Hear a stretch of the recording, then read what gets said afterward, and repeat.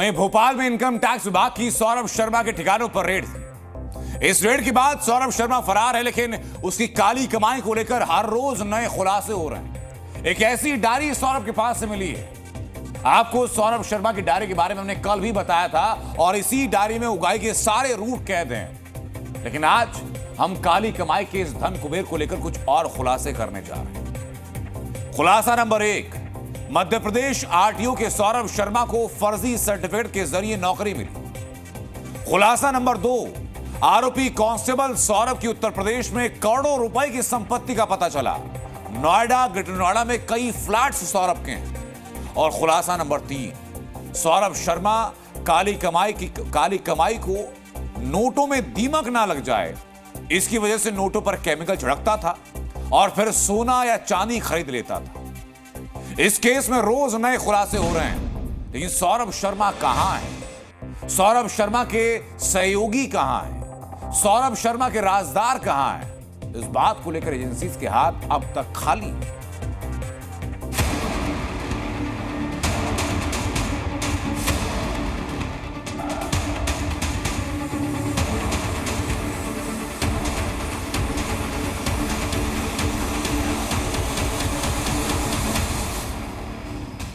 बावन किलो सोना, चांदी की और करोड़ों का कैश, सिर्फ एक ट्रेलर। सौरभ शर्मा की काली कमाई की असली पिक्चर अब जांच एजेंसी रिलीज कर रही हैं, जिसमें सबसे अहम है करप्ट कांस्टेबल की राजदार डायरी।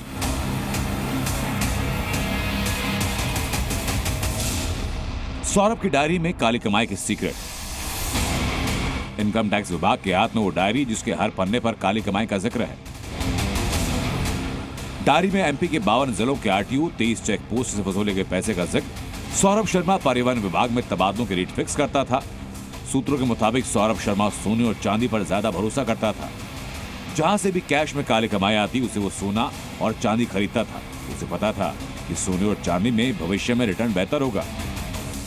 आईटी के हाथ लगी सौरभ की डायरी में सबका पूरा हिसाब किताब। सौरभ के इस वसूली की खेल से मध्य प्रदेश से लेकर दिल्ली तक सब थे वाकिफ। क्यों आखिरकार केंद्रीय परिवहन मंत्री नितिन गडकरी को मध्य प्रदेश परिवहन विभाग में अवैध वसूली को लेकर लिखनी पड़ी बार बार चिट्ठियां।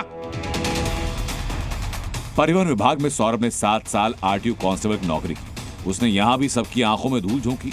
नौकरी पाने के लिए उसने एक फर्जी एफिडेविट लगाया। सौरभ की मां उमा शर्मा ने एफिडेविट में कहा कि परिवार में किसी की सरकारी नौकरी नहीं है, ऐसे में पिता की मृत्यु के बाद सौरभ को नौकरी दी जाए। नियम है नियुक्ति के संबंध में, अगर परिवार में एक व्यक्ति अगर गवर्नमेंट जॉब में है और उसकी मृत्यु हो जाती है किसी कारणवश, अगर उस परिवार में अगर दूसरा व्यक्ति शासकीय नौकरी में है तो अन्य तीसरे व्यक्ति को अनुकंपा नियुक्ति का प्रावधान नहीं है। अब इनकम टैक्स विभाग जैसे जैसे सौरभ की डायरी के पन्ने पलट रहा है, वैसे वैसे काली कमाई का आंकड़ा आ रहा है। सूत्रों के मुताबिक सौरभ ने परिवहन विभाग के अफसरों के साथ साल भर में 100 करोड़ रुपए से ज्यादा का लेन देन किया। सौरभ की असली कमाई चेक पोस्ट से होती थी, जहां हर दिन की उगाही की रकम उसने खुद तय की थी। सौरभ ही इस कमाई को कलेक्ट भी करता था, जिसके बाद वो कैश से सोना और चांदी खरीदता था।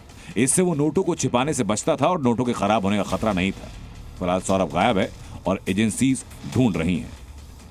एक तरफ बताया जा रहा है कि सौरभ दुबई में बैठा है, तो दूसरी तरफ जांच एजेंसियां लुकआउट नोटिस जारी कर रही हैं। लुकआउट नोटिस तब जारी किया जाता है कि कोई व्यक्ति देश छोड़कर बाहर ना भाग जाए, और ऐसे में जबकि सौरभ भाग गया है तो लुकआउट नोटिस क्या जारी करके जांच एजेंसियां महज कोरम पूरा कर रही हैं। कैमरामैन रजत दुबे के साथ प्रमोद शर्मा, जी मीडिया, भोपाल।